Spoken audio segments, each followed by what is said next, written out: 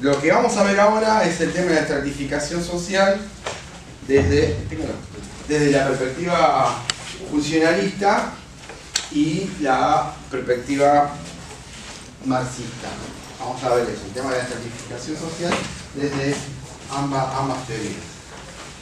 ¿No? ¿Cómo explican la desigualdad social, la teoría funcionalista y la teoría marxista? Y vamos a ver la diferencia en cuanto a las posturas que tienen sobre el tema de la desigualdad.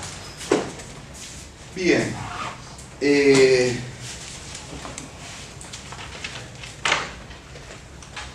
Vamos a hacer un pequeño jueguito ahora. El juego es el siguiente. Vamos a... Si quieren yo les doy... Vamos a sacar ustedes una hojita, cada 4 personas, y la dividen en 4 pedacitos. En 4 pedacitos. Así, miren. Así. Cada 4. Así, ¿ven? Tomen, yo le doy. ¿Está? Si quiere recargar acá.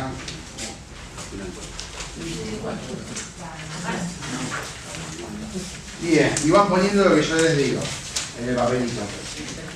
Ponga el recolector.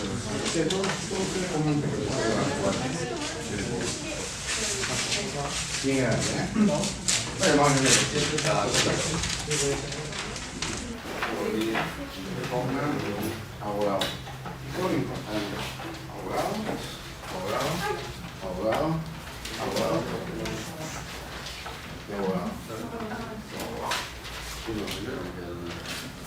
Ahí, téngalo. Bien. Se toma su tiempo, permítame, vamos más rápido. Disculpe la pausa. Es en todo lo que quieren ustedes. Bueno, está bien. Bien, ¿todos tienen ahí? Bien. Aparte para canalizar la energía negativa, alguien que odia, que tiene bronca, no sé. Es novio. Profesor también. Lo agarran así de papelito y hacen esto. Se siente bien, ¿no? Bien, y lo ponen acá, traten de no pulverizarlo. Bien, y lo ponen acá adentro.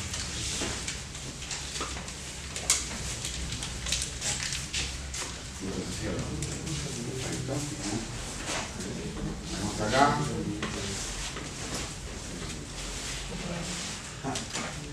Ahí también.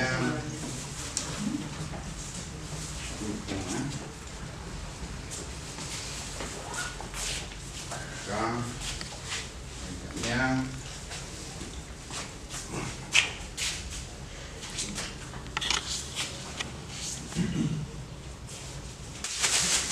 Sacar un papelito. Acá. Y cada uno saca uno. Y ya puede abrir.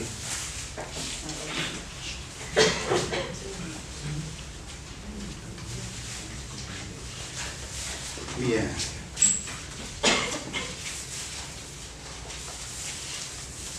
Vamos a jugar que ustedes son los que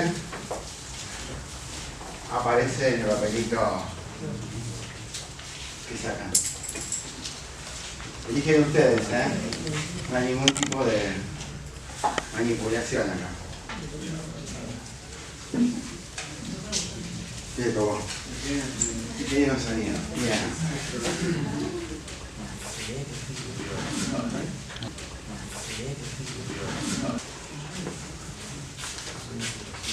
Lo que salió en el papelito es las características principales que tienen ustedes para llevar a tener una profesión. O sea, lo que salió ahí es lo que ustedes tienen mejores virtudes para hacer ese tipo de trabajo. Así que y es 100% eficaz. ¿Qué le salió a usted? Bien. ¿Qué? Abogado. Ah, bien. Abogado. Pero... Y es así. Y ahí así porque es así. Bien, ¿usted? Pero es la verdad. Bueno, está bien, pero era un 3, no cualquiera. ¿Eh? No, bien, así que bueno. Bueno, vamos a hacer lo siguiente. Vamos a ver, vamos a hacer esto. Vamos a pensar que somos una pequeña sociedad donde cada uno cumple el rol que está en ese salió en ese papelito.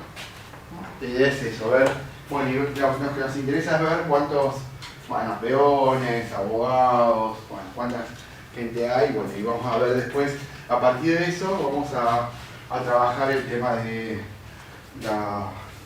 la desigualdad, desde el punto de vista funcionalista. Bien, vamos, ya que está, bueno, peones de albañil, ¿quiénes son? ¿Uno? Seis peones de albañiles.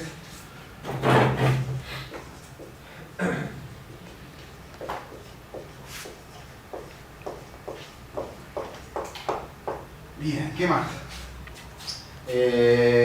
Recolectores de basura. Bien. 1, 2, 3, 4, 5, 6. No, 6 recolectores. Venga un 3, no cualquier. Una cosa importante, van a Secretaría Académica y sellan el papelito y tiene validez. Así que después pueden ir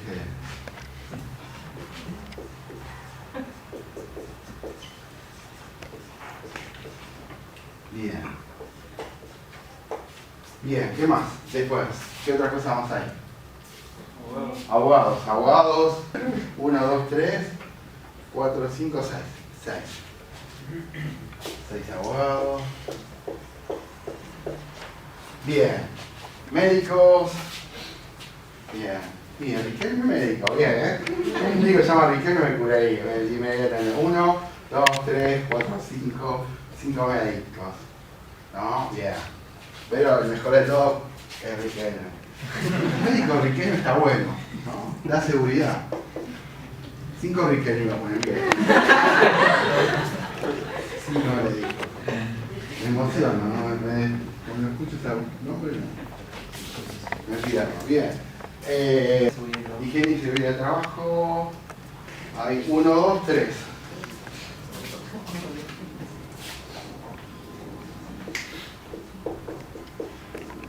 Licenciados son estos, licenciados. ¿Ya? Trabajo. Bien, 3 licenciados en seguridad de trabajo. ¿Qué más hay? Ingeniería de sonido, ¿quiénes son? 1 y 2, 2 ingenieros. Y un sociólogo. Espera. 2 ingenieros de sonido, ¿no? Bien, ¿y qué más? Enfermeros universitarios. Enfermero universitario, ¿quién es? Ustedes dos enfermeras.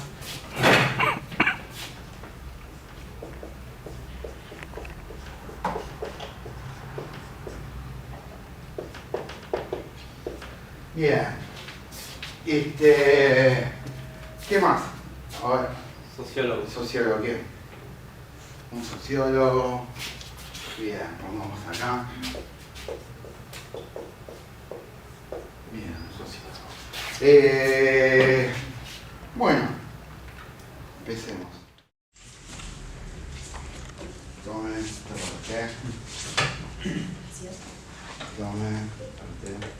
¿quién era? Ustedes dos. No, lo de seguridad y higiene son. Perdón, seguridad y higiene. Cambiamos. Perdón. Seguridad y higiene. ¿Quiénes son seguridad y higiene? A ver, ya han pisado, me da miedo. ¿Y el otro quién más? Allá. Y acá, tome usted.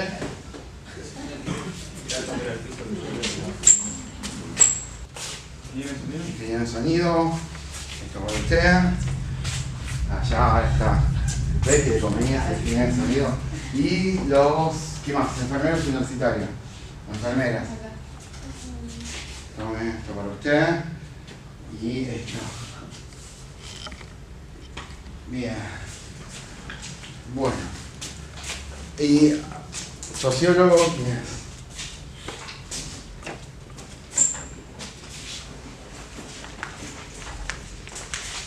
Tome.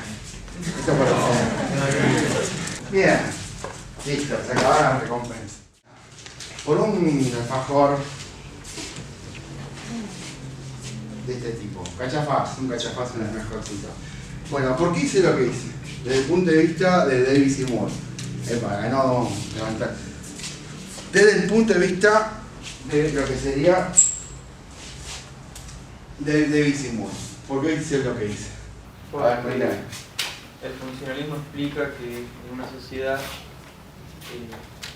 uno va a ascender socialmente, o sea, a pertenecer a mejores clases sociales, si ejerce una función, o sea, un rol que requiera adoctrinamiento, capacitación, entonces... Sí, adiestramiento. Más que adiestramiento. Sí. Entonces eso, además está motivado por recompensas que la sociedad distribuye, como son los chocolates o los caramelos, y los que requieran mayor adiestramiento tienen mejores recompensas, y tiene que ver con un tema de cuánto adiestramiento lleva esa función y cuánta gente escasea que cumple esa función. Por eso le hiciste a la sociedad, que es uno, le diste una super recompensa, y a los otros, no me acuerdo qué función era. Y era ingenieros, y bueno, pero había cierto, había... Pero fue escalando la recompensa. Fue escalando, sí. Fue la diferencia entre las monedas, los que había más, por eso. Más pequeña. Bien, o sea... Bien, listo. Cuando lo esto me siento en el mundo marino. Bien. Bien, de hecho, miren qué interesante. Usted puede decir una buena respuesta y tiene una recompensa. Bueno, tiene el conocimiento, bueno, y tiene la recompensa. Seguimos dentro de la línea de una clase funcionalista en este momento. Bien, ¿cómo te llamas? Tomás. Lo que dice que Tomás es correcto, o sea, tiene que ver con el mayor adiestramiento.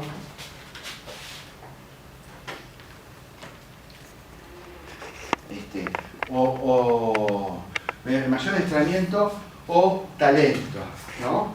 Que tenga una persona. Y es correcto lo que dice Tomás, que ¿qué va a suceder?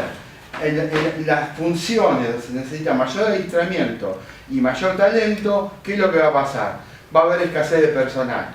O sea, va a ser porque son las personas que tienen más capacidades, ¿no? Para poder lograr acceder a esas funciones y a lograr tener esa capacitación. Por lo tanto, van a haber una escasez de personal.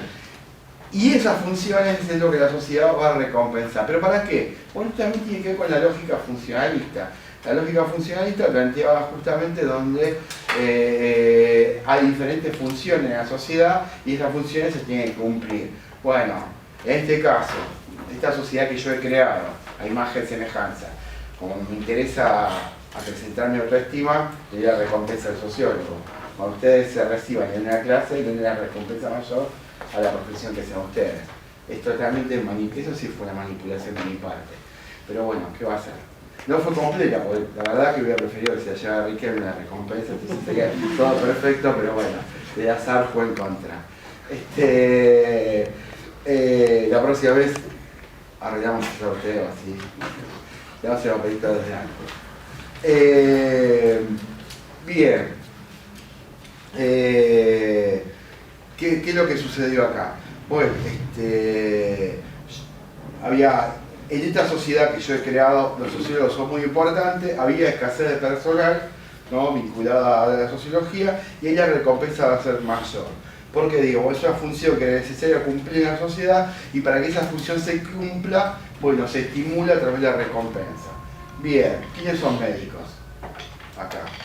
Bien. La joven ahí, ¿cómo se llama usted?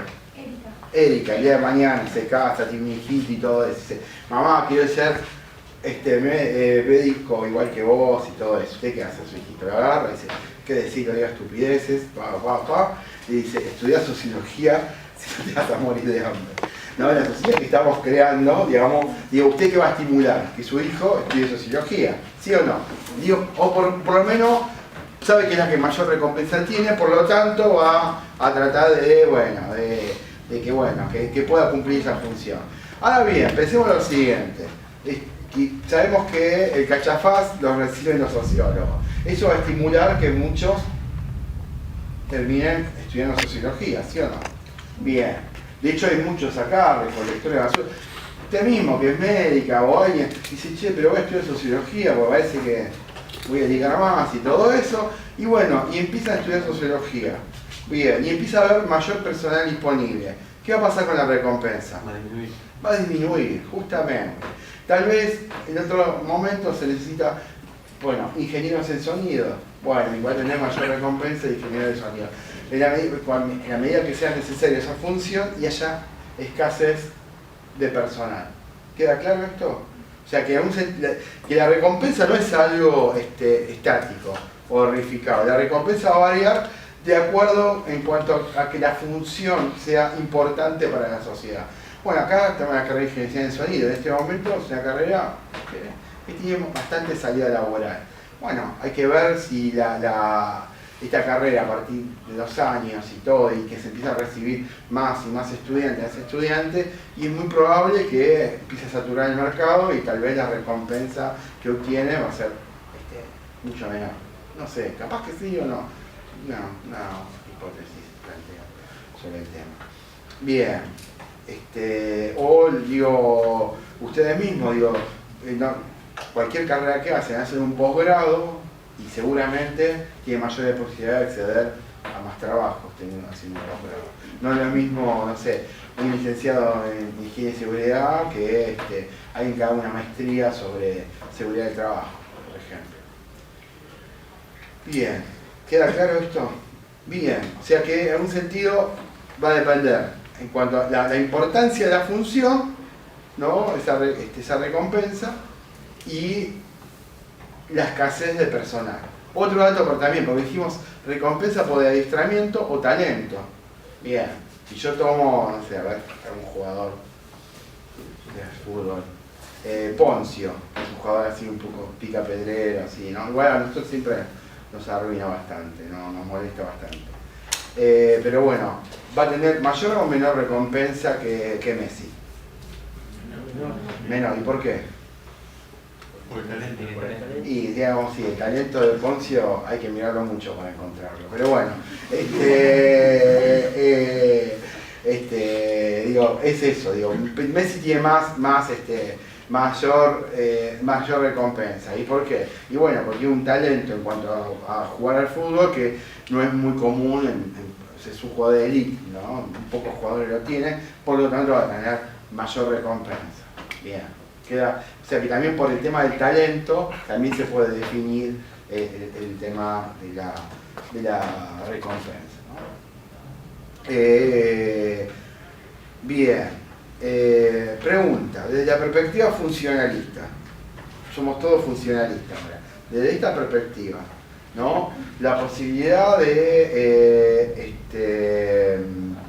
ascenso social, ¿no? La posibilidad de ascenso social, ¿de quién va a depender? Del individuo, exacto, del individuo, o sea, ¿qué era usted?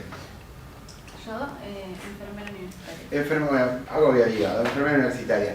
Tal vez, digo, si usted quiere tener mayor recompensa, debería hacer un máster, o un máster en enfermería. O sea que va a depender de usted, ¿no? Joven aprende a venir.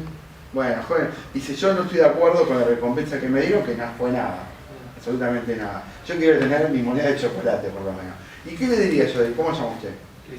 Cristian, mire, escúcheme, demuéstreme que es capaz de obtener esa recompensa.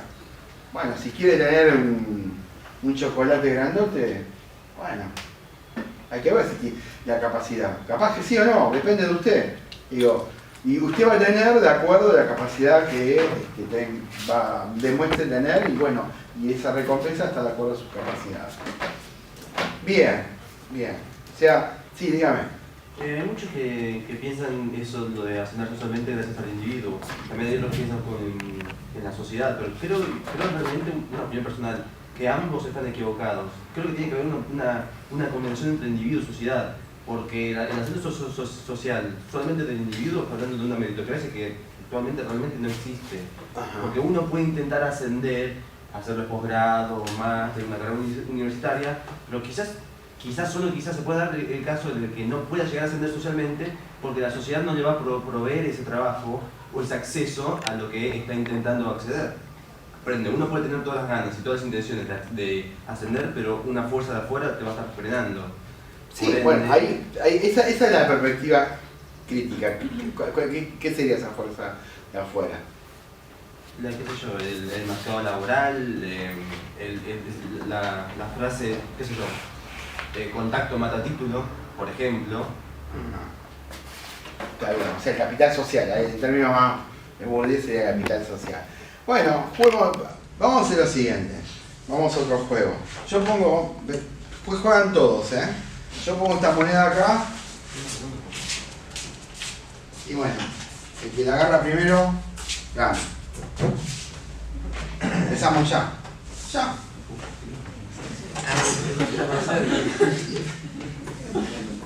Vean. Y los de atrás que son, o sea, son vagos.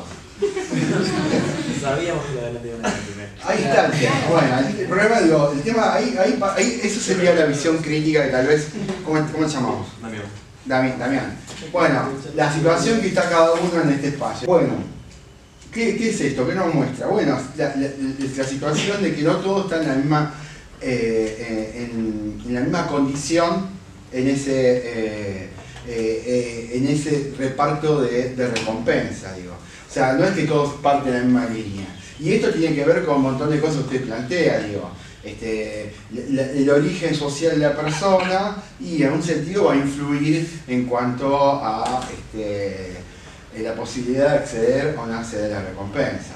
Seguramente, si yo hago una competencia, si usted está en pensemos hasta geográficamente, en el tercer cordón del conurbano bonaerense y la recompensa la pongo en lo más céntrico y bueno, están las zonas más cercanas de la capital, van a tener más posibilidad de acceder. Usted cuando llegue con el colectivo y todo eso, ya está, desde noche no hay nadie. Bien, en un sentido tiene que ver con eso, o sea, como hay un montón de situaciones que tienen que ver con lo social, el origen social, bueno, que va a influir en cuanto a la posibilidad de obtener o no obtener esa recompensa. En un sentido, hasta va a determinarla, ¿no? Y ahí no pasa por las capacidades que puede tener el individuo. ¿Qué va a hacer? Un segundito. ¿Qué va a plantear la perspectiva funcionalista? Yo lo planteo desde el punto de vista funcionalista. Bueno, el joven, no sé, alguien, o digo ahí está, digo Maradona. Maradona fue un tipo que nació en Villa Fiorito, una villa, y el tipo se esforzó y logró ser el mejor jugador del mundo. Y va a ser el ejemplo de eso. ¿Sí? Yo conozco a alguien que estaba ahí en el submundo así y logró acceder. Y de hecho, hasta lo pueden ver ustedes, hasta en un video de los 12 años, Maradona diciendo, bueno, yo quiero jugar un mundial y quiero ser el mejor jugador del mundo. Entonces, yo como sociólogo funcionalista diría, ¿ven? Es posible. Es cuestión de proponérselo, él se lo propuso y lo logró. La visión crítica, tal vez más cerca de lo que plantea Damián, si a cada uno de nosotros, ¿no? A los 12 años nos hubiera hecho un reportaje, ¿qué me había dicho? Y sí, yo quiero jugar un mundial y ser el mejor jugador del mundo. Y estamos acá en un aula, ¿no? Re triste a veces llegamos a una golosina, a una monedita, ¿no?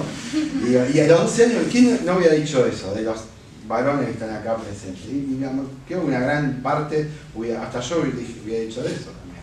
Digo, y llegó él. Y pensemos lo siguiente, digamos, también de la perspectiva crítica. Alguien que se esforzó, luchó y hizo todo hasta viviendo en el mismo barrio y todo, y no llegó ni a primera, digo, o un equipo de la D, o llegó a un equipo de la D. Bueno, lo que muestra eso en un sentido, bueno, que también, bueno, eso también es que no solamente se trata de habilidades, sino también, bueno, de condicionantes que tienen que ver con lo social y que en un sentido va a definir. Esto desde la perspectiva crítica.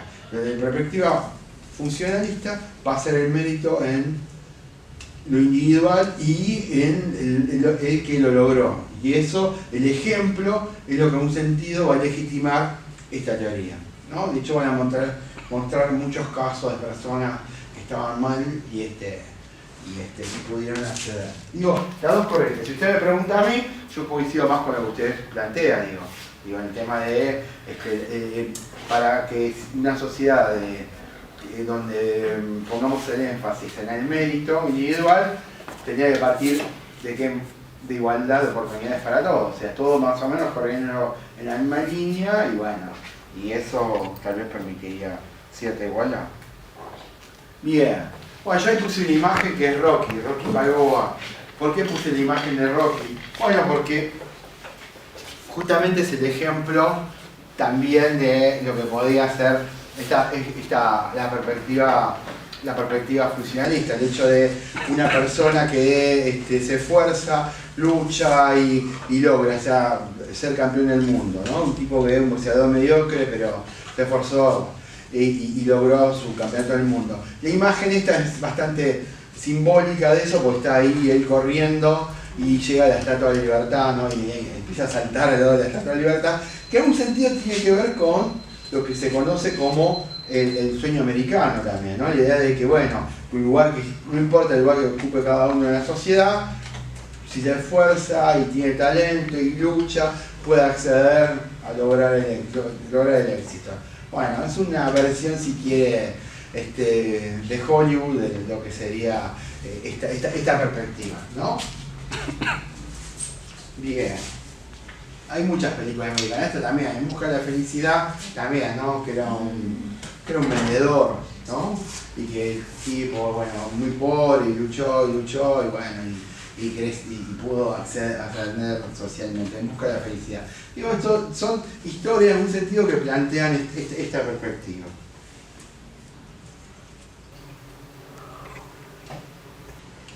¿Por qué pongo los picapiedras? ¿Por qué? Porque en un sentido las picapiedras también expresan. ¿Hay un video de los picapiedras? Son muy buenos dibujitos. Una especie de Simpson de los 60, ¿no? Pero ¿por qué pongo los picapiedras? Porque en un sentido también expresa esta perspectiva. Tiene que ver con, y más, si quieren, hasta una clase obrera aristócrata en cuanto a la posibilidad de acceder a ciertos beneficios y logros. Digo, los picapiedras eran interesantes porque mostraban la posibilidad de ascenso social. Eran Pedro Picapiedra y Pablo Mármol trabajaban en la cantera, eran obreros no muy especializados. Y lo que mostraban, sobre todo Pedro, la posibilidad de consumo que había en esa sociedad, la posibilidad de ascenso, el hecho de, bueno, se veía de manera muy divertida a través de electrodomésticos que compraba su esposa Vilma, que eran hechos con animales prehistóricos, no sé si recuerdan. Bueno, esta imagen es interesante porque muestra justamente un viaje de vacaciones de Pedro y Vilma, ¿no? Y mientras ven ese viaje uno puede ver todo el tema del consumo que hay ahí, ¿no? Son muchos electrodomésticos, pero están ahí, ¿no? El teléfono, todo un montón de cosas que tienen que ver con consumo. Y tiene que ver la posibilidad de que, bueno, que esta idea de que, bueno, uno se trabaja, eso se permite tener una posibilidad de ascenso social o mejora en cuanto a su vida. La visión crítica, bueno, capaz le gusta más a Damián, esta. El tema de los Simpsons. Los Simpsons, digo, es interesante porque también muestra una época, ¿no? Y un clima de época. Tiene que ver justo, o sea, Simpsons y Picapiedra son la misma, en un sentido, la misma estructura familiar, más allá de que uno tenga más o menos hijos, pero lo mismo, más o menos la historia es lo mismo, pero lo interesante es cómo el contexto histórico cambia. O sea, esa clase obrera que podía ascender y que podía mejorar, ¿no? Y que con el dinero que tenía compraba cositas y hasta se iba de viaje y todo eso, en los Simpsons lo que vemos es la caída, o sea que no alcanza, ¿no? Y la mediocridad, ¿no? Y como una mediocridad así que se mantiene a través del tiempo. Los personajes, digamos, de esta serie, un poco más lúcidos, más pensantes, son los que viven con mayor angustia esa caída, ¿no? Que es la esposa y la hija mayor, ¿no? Son los que... Lisa Simpson. Y bueno, y la imagen muestra eso también, bueno, hasta el barquito es una buena metáfora de la caída, ¿no? Bien. Y el tema de, no solamente la caída, sino que cada vez su consumo es cada vez más restringido. Hay 2 o 3 capítulos que son muy interesantes que muestran eso. Cuando se le rompe el televisor, iba a comprar un televisor de tercera marca, así que había. El plan dental también, o sea la posibilidad de hasta perder justamente la cobertura médica. Digo, o sea que siempre está en una situación de caída, o sea, o de regresión. En vez de mejorar, están ahí, no perder lo poco que se tiene. Bien. Perdón. Sí. Pero en el capítulo que usted nos mandó para el trabajo, sí. nos muestra un poco la parodia de todo esto que estamos hablando ahora. Está un personaje que, bueno, empieza a odiar a Homero porque... Frank Grimes, sí. No sería no. Bueno, este personaje, Frank Grimes, trabajaba duro, no sé, tenía estudios, qué sé yo, pero la pasaba mal en su vida. No tenía una casa como la de Homero. De hecho empieza como a envidiar todo ese momento donde entra a la casa y dice, pero ¿cómo vos, si sos un vago, tenés todo esto? En realidad lo que tiene ese capítulo es justamente la visión, si quiere, crítica o cínica, lo que sería este sueño americano. Como que ese sueño americano ya no es, o sea, que uno se puede esforzar, hacer todo eso. Es como una burla a todo eso, digo. Y Homero y su hijo que tiene una fábrica, bueno, en algún sentido lo que representa es esa burla a esta idea de que si uno estudia y trabaja, se esfuerza y se contrapone a las cosas terribles, porque esta persona tuvo una vida muy terrible, puede llegar al éxito. Bueno, parece que no es así. Bueno, es eso, digo, en un sentido es interesante porque hasta cómo termina el capítulo y todo, no vamos a adelantar si alguno no lo vio, pero es como en algún sentido tiene que ver con la muerte de ese sueño americano, ¿no? Digo, y que en la realidad se muere, digo, es eso. Porque esto ya no es como, digo, es interesante porque lo que muestra es esto ya no existe más, ¿no? Digo, es otra cosa lo que hay, pero esto no. Lo puede ver en esto, lo puede ver también en una película muy muy buena llamada La Belleza Americana.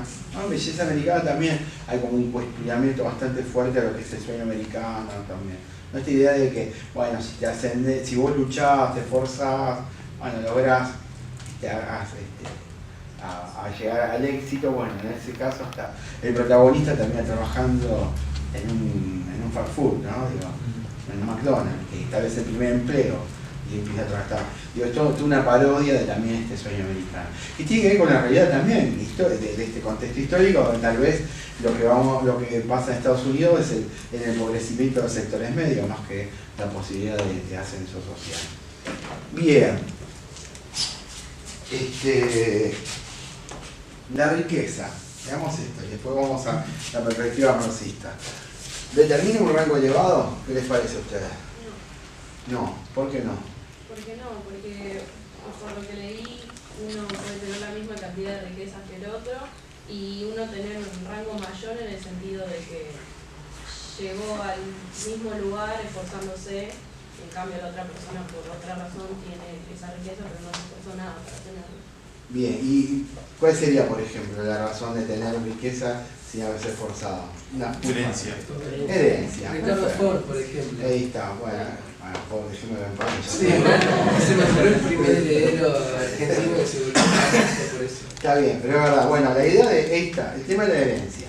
Bien, justamente, la riqueza por sí mismo no determina un rango, no determina un rango elevado. ¿No? Dice, la fuente económica del poder y del prestigio no es principalmente la renta, sino la propiedad de capital. Ejemplo, la buena voluntad y reputación profesional. El hecho de ser, por ejemplo, un profesional calificado, bueno, eso puede ser acceder a una mayor recompensa. Y esto, que es importante, la renta es un efecto del rango elevado, no al revés. No es porque una mayor rango elevado, porque una mayor renta va a tener un rango elevado. Y ahí dijeron ustedes un dato que es importante. Una riqueza que deriva de la herencia tiene que ver con una sociedad anterior, no la que plantea Davis y Moore o el funcionalismo, que en un sentido se centra en la estratificación social dentro del capitalismo. De hecho, justamente en muchos países capitalistas avanzados, los impuestos a la herencia son mayores. porque justamente el tema está dado en que esa no es producto de la capacidad de esa persona. No quita que una persona que pueda tener una herencia después pueda acrecentar su fortuna. O sea, si alguien tiene una herencia de $1 millón y la escuela multiplica en, no sé, en $1.000 millones producto de su actividad empresarial, y bueno, en ese caso ahí podríamos decir si bueno, es producto de su esfuerzo o talento. Bien, pero por sí mismo no determina un rango elevado. Sí está en mejores condiciones. Ahora bien, si esa persona es un desastre o no tiene ningún tipo de capacidad, puede pasar que despilfarre su fortuna. Bien, eso se entendió. Bueno, veamos ahora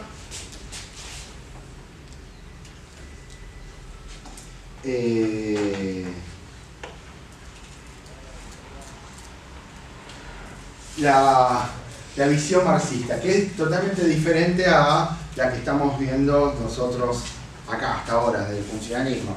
Primero, para tener en cuenta, esto también para el examen va a estar bueno tener en cuenta. ¿Cuál es la diferencia entre funcionalismo y marxismo? Bueno, el funcionalismo deriva de lo que es la sociología clásica, por lo tanto va a ser una visión revolucionaria o conservadora de la sociedad. Conservadora. De hecho, con respecto a la estratificación social, ¿qué está haciendo el funcionalismo? ¿Qué está haciendo? ¿Justificando qué cosa? La desigualdad. ¿Justifica la desigualdad? Bien, o sea que la desigualdad no es producto de que alguien oprime al otro, sino, como diría un marxista, en la desigualdad va a estar dada por las capacidades que tengan los individuos. O sea, el lugar que está, digamos, cada uno, el estatus que va a tener en la sociedad, va a corresponder, bueno, a las capacidades que tenga esa persona. O sea, primer punto, ¿no? O sea, el funcionalismo, en un sentido, lo que va a hacer es esto, ¿no? Va a ser una visión mucho más conservadora de la sociedad, va a respetar el status quo de la sociedad, no solamente lo respeta, sino que lo legitima. Va a decir, bueno, las desigualdades tienen que ver con capacidad de los individuos. Bien. Desde el punto de vista marxista, vamos a encontrar una visión totalmente diferente, opuesta a la que estuvimos viendo hasta ahora. Porque justamente si el funcionalismo va a poner el énfasis en el orden, en que haya cohesión, que haya integración en la sociedad, estabilidad, el marxismo va a poner énfasis en lo que el conflicto. El conflicto, y no porque pone énfasis porque quiere que la gente se pelee, sino porque para Marx el conflicto va a ser, digamos, el elemento más fundamental, o sea, en cuanto va a caracterizar, lo que va a caracterizar a las sociedades, ¿no? Que él va a analizar. Y analiza desde, bueno, la sociedad esclavista, feudal y sobre todo la sociedad capitalista. Siempre él dice, hay un conflicto que va a ser inherente a todas esas sociedades. ¿Y qué conflicto va a ser? La lucha de clases, ¿no? ¿Y por qué va a haber lucha de clases para Marx? Y porque va a haber una situación donde va a haber una clase que va a ser explotadora y una clase que va a ser explotada. Siempre va a haber una relación de explotación, ¿no? El conflicto en qué subyace, en esa explotación. Lo que digo, decir que una parte de la sociedad explota a la otra, estamos pensando que esa situación de explotación no se va a dar sin conflicto, va a haber una situación de conflicto, donde, bueno, el explotador va a querer explotar más y el explotador va a querer tratar de atenuar su situación de explotación. Bien, cuando escribe Marx, las clases fundamentales que él veía, ¿no?, del capitalismo, la sociedad capitalista, era la burguesía, que era la que poseía los medios de producción, y el proletariado que trabajaba con esos medios de producción, ¿no? Bien. ¿Queda claro esto? Bien. ¿Vamos bien? Bien. Bueno, lo que vamos a hacer ahora, vamos a recrear una pequeña fábrica. Una fábrica donde necesitamos 6 personas. Si quieren venir, vengan ustedes. Hagamos una cosa, hagamos cupos repartidos. 1, 2, 3, para 2 mujeres. Así hacemos, garantizamos. y le doy la vuelta, sí. ¿La vean? Ya está, ya sí, ya está, listo, como son todos obreros. Porque ya salió el burgués. Bien, bien. Vamos a hacer lo siguiente. Burgués, siéntese acá. Sí, un burgués tiene que estar sentado. Ustedes son obreros, bien. Ahí está. Bueno, vamos a hacer una fábrica de sillas. Que como las sillas son demasiado grandes y todo eso, vamos a estar representando por... ¿Qué hay yo? Un poco me intimida. Sí. Bueno, voy a cobrar una deuda y lo voy a llamar. Se pone atrás mío y ya está. No te pongo nada. Bien, vamos a hacer... Estos son... Parecen caramelos, pero son sillas. Bien. A ver. ¿Qué es esto? La silla. Perfecto, bien, así me gusta. Que los obreros así miren rápidamente la verdad que uno le impone. Bien, ahí estamos. Bueno, ahí está, silla. Me gustaba pensar que era un caramelo antes. Bueno, igualmente se come ninguna silla, ¿eh? Porque están... Tienen alarma las sillas que están. Se comen y se sonan. Pero vamos a hacer lo siguiente. Vamos a poner acá. Uy, se cayó una disposición de... Se me cayó una silla. 1, 2.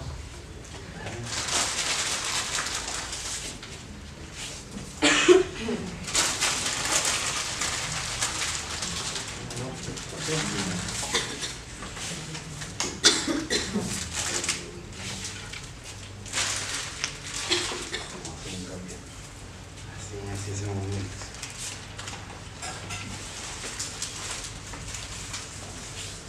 Ahí está. Bien.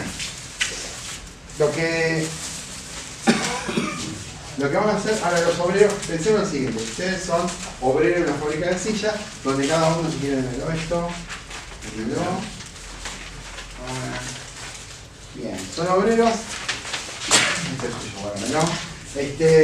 Son obreros y cada uno van a hacer una parte del proceso productivo. Lo que vamos a hacer es lo siguiente, simbólicamente va a ser a través, cada uno tiene un montículo así de caramelos, cuente cuántos caramelos tienen y después es una general. La Juan tengo confianza en usted.